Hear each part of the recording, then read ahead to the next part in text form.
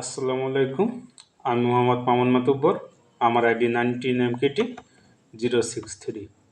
আজ আমি ব্যবসায় একটা অত্যন্ত গুরুত্বপূর্ণ এবং কৌশলগত বিষয় নিয়ে আলোচনা করব। তা হলো ইনভেস্টমেন্ট ডিসিশন বা বিনিয়োগ সিদ্ধান্ত। একটি কোম্পানির কাছে যখন একাধিক প্রোডাক্ট বা ব্যবসা থাকে, তখন তাকে সিদ্ধান্ত নিতে হয় কোন প্রোডাক্টের উপর তাকে টাকা ঢালতে হবে, কোনটা থেকে টাকা তুলে নিতে হবে এবং কোনটা একেবারে বন্ধ করে দিতে হবে। আর এই কঠিন সিদ্ধান্ত নেওয়ার জন্য কর্পোরেট জগতের অন্যতম সেরা একটি টুলস হচ্ছে বিসিজি ম্যাট্রিক্স। আজ আমরা বাস্তব কিছু উদাহরণের মাধ্যমে দেখব কীভাবে এই বিসিজি ম্যাট্রিক্স কাজ করে। সহজ কথায় বিসিজি ম্যাট্রিক্স হলো একটি কোম্পানির বিভিন্ন প্রোডাক্টকে দুটি বিষয়ের উপর ভিত্তি করে চারটি ভাগে ভাগ করে। প্রথমটি মার্কেট গ্রোথ এবং দ্বিতীয়টি market relative share. Market growth rate বলতে বোঝায় যে বাজারে প্রোডাক্টটি আছে সেই বাজারটি কত দ্রুত বড় হচ্ছে, এবং রিলেটিভ মার্কেট শেয়ার বলতে বোঝায় ওই বাজারের মূল প্রতিযোগী কোম্পানির তুলনায় আমাদের বাজারের অংশ বা দখল কতটা শক্তিশালী। আর এই দুইটি বিষয়ের উপর প্রোডাক্টগুলোকে চারটি ভাগে ভাগ করা হয়েছে: stars, question mark, cash cow এবং ডগস।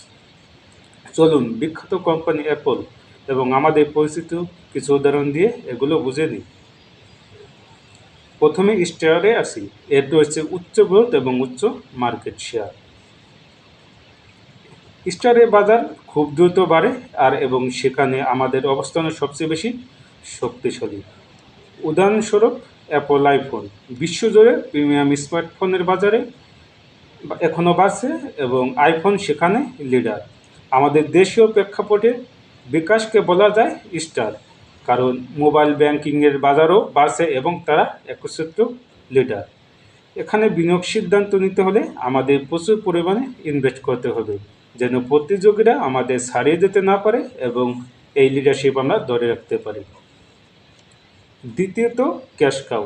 এর রয়েছে নিম্ন গ্রোথ কিন্তু উচ্চ মার্কেট শেয়ার।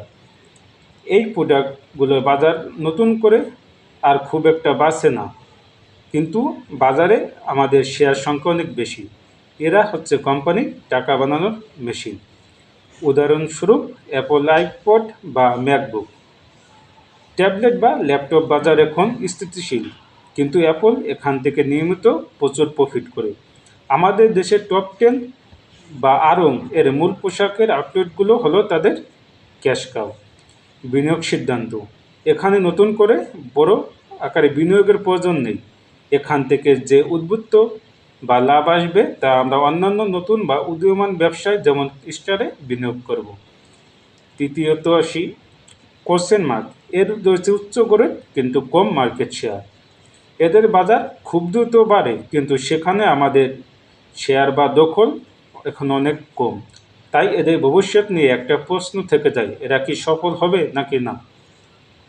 উদাহরণ হিসেবে বলতে পারি স্ট্রিমিং প্ল্যাটফর্মে অ্যাপল টিভি। নেটফ্লিক্স বা অ্যামাজনের বাজারে অ্যাপল এখনও বেশ পিছিয়ে, যদিও স্ট্রিমিংয়ের বাজার বড় হচ্ছে। অথবা রাইড শেয়ারিংয়ের বাজারে নতুন ছোট কোম্পানি। বিনিয়োগ সিদ্ধান্ত। এখানে আপনাকে ভেবেচিন্তে বিনিয়োগ বা সিলেক্টিভ ইনভেস্টমেন্ট করতে হবে। যদি মনে হয় সঠিক ফান্ডিং এবং মার্কেটিং পেলে এটি স্টার হতে পারবে, তবে টাকা ঢালতে হবে। আর যদি সম্ভাবনা না থাকে তাহলে দ্রুত বন্ধ করে দিতে হবে। শেষে ডগস। এর রয়েছে কম গ্রোথ এবং কম মার্কেট শেয়ার। এদের বাজারের বৃদ্ধির হারও কম আর আমাদের মার্কেট শেয়ারও তলানিতে। এরা সাধারণত কোম্পানির কোনো লাভ তো করেই না, উল্টো লস করায়। উদাহরণস্বরূপ অ্যাপল আইপড। একসময় এটি দারুণ চললেও এখন MP3 প্লেয়ারের কোনো বাজার নেই এবং অ্যাপল এটি পুরোপুরি উৎপাদন বন্ধ করে দিছে। বিনিয়োগ সিদ্ধান্ত।